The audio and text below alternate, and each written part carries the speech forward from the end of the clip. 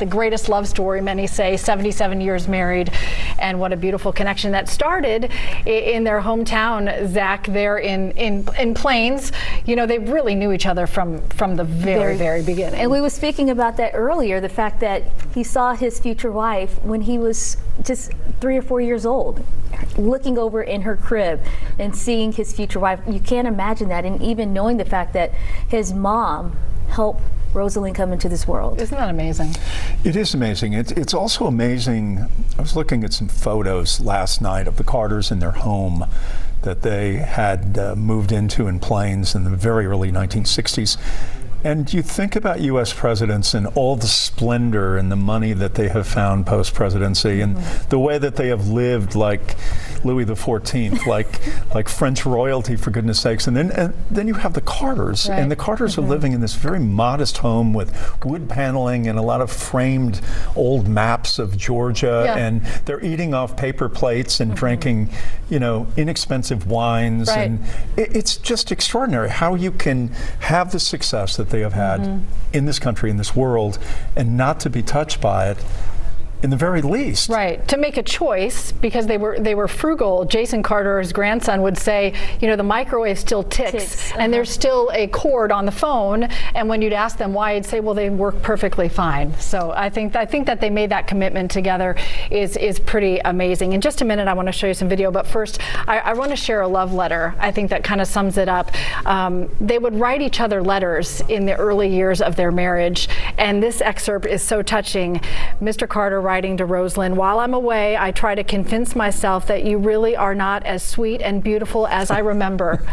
But when I see you, I fall in love with you all over again. Goodbye, darling, until tomorrow. And you've heard so many people talk about the sentiment about them being together again, perhaps watching over others they love together again now, and they were always together. I went on a habitat build in 2013. They were there together. They did everything together. They served volunteers meals together. They would hammer together, working together on a railing. I mean, they were absolutely connected, and they would finish each other's sentences and have these funny exchanges that you can appreciate if maybe you know a long married couple or you are a long married couple. We found some of the raw footage. We want to just show you one of these moments here as we're sitting down for an interview. I'd like to be in the front. Well, why don't you let me swap me? So she says, I don't like to sit in the front. I look bigger. Jimmy, I look bigger that way. You got to switch me seats. Okay, dear. All right, let's switch out the mics and move seats wherever you feel the most comfortable. And then they were ready for their interview. The other thing that struck me is there's no, you know, put on some powder and get freshened up. There's no fancy lighting. They went right off the build site. We were sweaty as can be. We took off the hard hats. They sat down and they were just so content, so happy, so unaffected, not caring about presentation, just caring about the work, and that was them in a nutshell that I saw on that trip. Marriage is hard work. Marriage is hard work. And they made it look easy. But they shared about the hard times too, I guess. And speaking of the hard times, working with your spouse is not always the easiest thing to do. She was the first lady to have an office in the West Wing. Right. And it just speaks to the fact that she was always by his side pre-presidency, while he was in the White House, and even once he left the White House. You saw her at a lot of the Habitat for Humanity builds, and even at her funeral. He came in his suit and had a blanket of his wife laid across him. You make a very important point, because he would talk often that she was his most trusted advisor. She was in on cabinet meetings. She was absolutely integral. Yes, first office, working mom. Amy Carter was a 4th grader when they went to the White House, and that she was very politically savvy, and the two of them worked in tandem on the hard politics too. I was watching an interview that Leslie Stahl did with the Carters from 15 years ago with the Carter Center, and what you guys are saying is exactly spot on, because Leslie Stahl would ask very pointed, difficult questions about President Carter's term in the White House. Rosalynn Carter was the first to defend him, first to stand up with succinct points about why the administration had succeeded.